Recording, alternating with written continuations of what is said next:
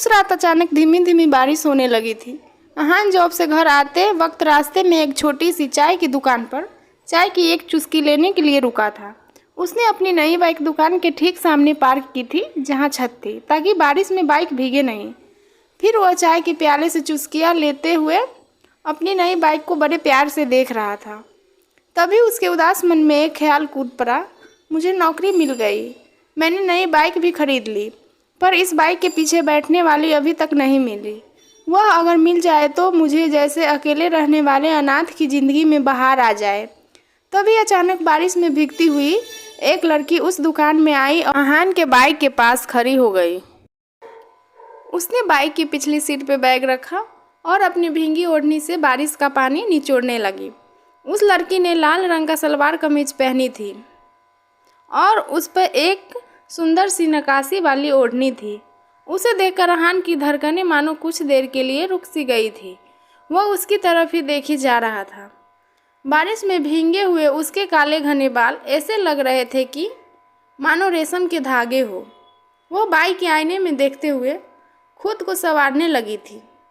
उसे आसपास की दुनिया का जरा भी ख्याल नहीं था। वह देखने में इतनी सुंदर थी कि अहान उस पर से अपनी नज़रें हटा नहीं पा रहा था। आखिर में लड़की ने बैग में से एक बिंदी निकाली और बाइक के आईने में देखते हुए धीरे से अपने माथे पर लगा दी। अहान ने उस लड़की के साथ बात करने का मन बना लिया था। तब तक बारिश भी रुक चुकी थी। अहान ने जल्दी से चाय का कप रखा और छोटू को पैसे दिए ताकि वह सुंदरी कहीं निकल न जाए और वह उससे बात कर सके। पर तभी अहान के कानों पर भारी आवाज़ पड़ी। कोई आदमी बाइक का हॉर्न बजाते हुए आकृति आकृति नाम से पुकार रहा था और उस भारी आवाज़ को उस लड़की ने जवाब दिया, आती हूँ मामा जी। और वह बैग उठाकर दौड़ते हुए उस बाइक के पीछे जाकर बैठ गई और वहाँ से चली गई। अहान ने सोचा इतना जल्दी में मैं उसे रोककर बात नहीं कर पाया, पर चलो शहजादी का नाम तो पता चला, आकृति। आकृति के ख्यालों में उस रात अहान को नींद नहीं आ रही थी, इसीलिए वह सुबह लेट उठा और ऑफिस भी लेट पहुंचा। इस वजह से बॉस ने भी 2-4 ताने मार ही दिए, पर वह भी उसे मन ही मन हंसते हुए सुन लिए, क्योंकि उसने बॉस में भी अपनी प्रेमिका आकृति नजर आ रही थी। हाँ, जैसे फिल्मों में होता है वैसे ही। अहान ऑफिस में अपनी जगह पर कुछ फाइल्स चेक कर रहा था। तभी अचानक से उसकी किस्मत के सितारे चमक गए और उसके दिल के मुराद पूरी हो गई, क्योंकि उसके बगल वाली जगह पर आकृति आकर बैठ गई। अहान को समझ में नहीं आ रहा था कि यह सपना है या सच। पर उसी वक्त सीनियर ऑफिसर माथुर साहब आए और बोले, अहान, ये तुम्हारे बगल में बैठी हुई मोहतरमा आज से नीरज की जगह संभालेगी। आज कंपनी में इनका पहला दिन है, तुम दोनों आपस में परिचय कर लो, मुझे तत्काल कहीं बाहर जाना है। इतना कहकर वह जल्दी में निकल गए। आकृति ने अहान की तरफ हाथ बढ़ाया, पर उसके कुछ कहने से पहले ही अहान बोल पड़ा, आकृति है ना नाम तुम्हारा? वह बोली, हाँ, पर आपको कैसे पता चला? मैंने तो ऑफिस में किसी को अपना नाम नहीं बताया। फिर अहान ने मुस्कुराते हुए कल रात चाय की दुकान पर घटित वह किस्सा आकृति को सुना दिया। अहान ने जिस अंदाज में एक्टिंग करके आकृति को वह सुनाया, उसे सुनकर आकृति हंस पड़ी।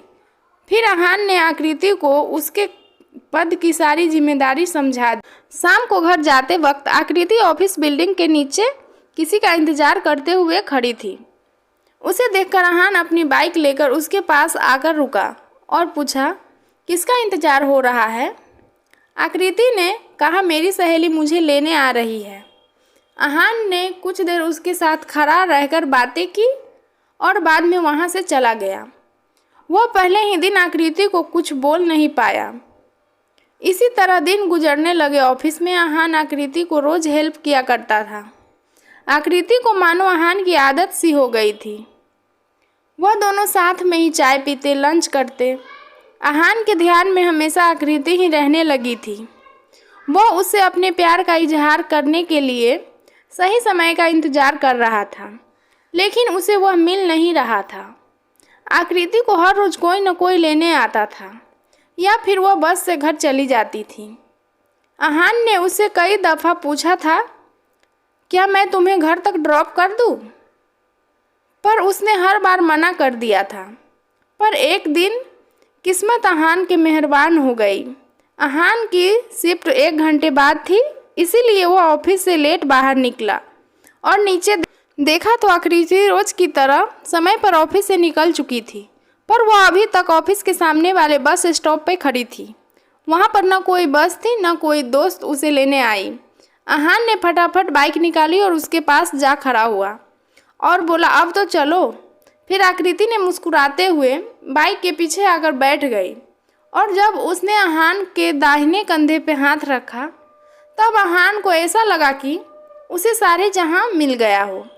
अहान ने तुरंत उसे प्रपोज करने का ठान ली और वहीं पर बाइक रोकी जहां उसने पहली बार आकृति को देखा था। आकृति बाइक को बीच में रुकने पर भी कुछ नहीं बोली, वह भी उसके साथ चाय की दुकान पर जाकर बैठ गई।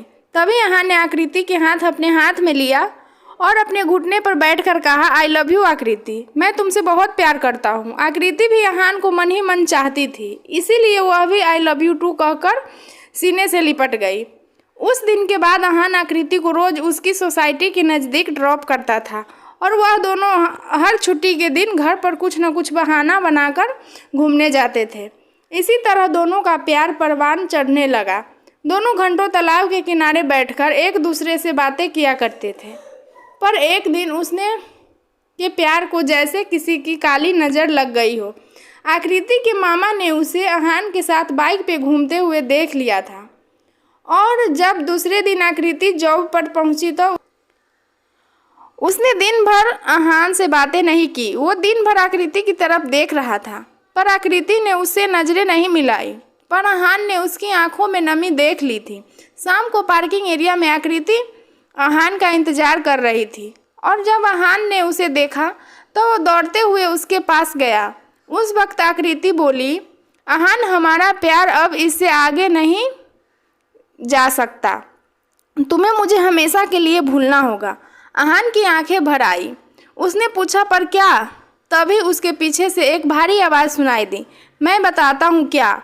वहाँ आकृति के मामा जी आए थे। वह बोले, मैंने कल आकृति को तुम जैसे 2 रुपये वाले लड़के के साथ बाइक पे घूमते देख लिया था।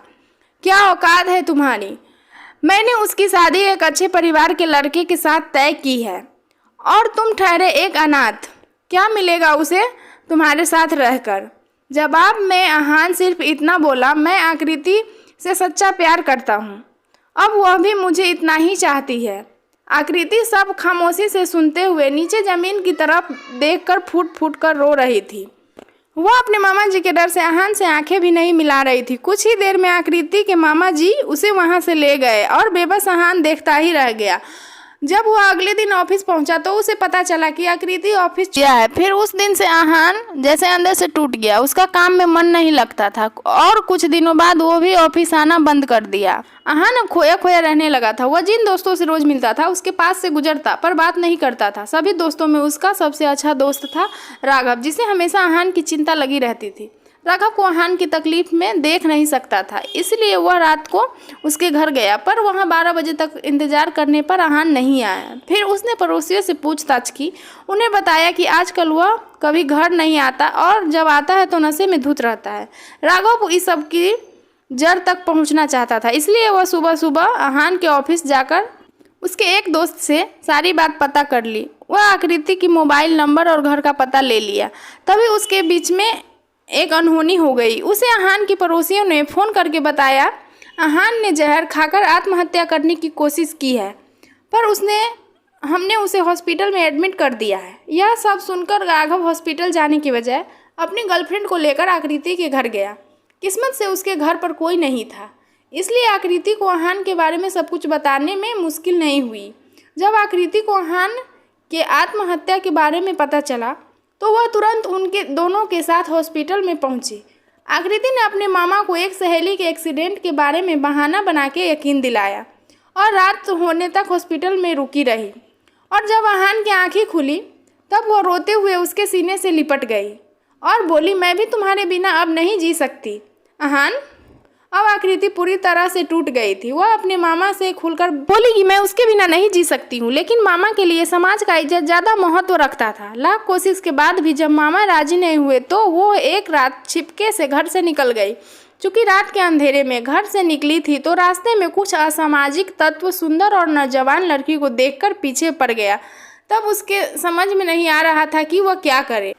वो पूरी तरह से डरी सहमी थी। तभी उसके सामने एक मोटरसाइकिल पर सवार 2 लोग दिखे। जब वह मोटरसाइकिल पास पहुंची तो वो लोग कोई और नहीं बल्कि अहान और उसके दोस्त थे।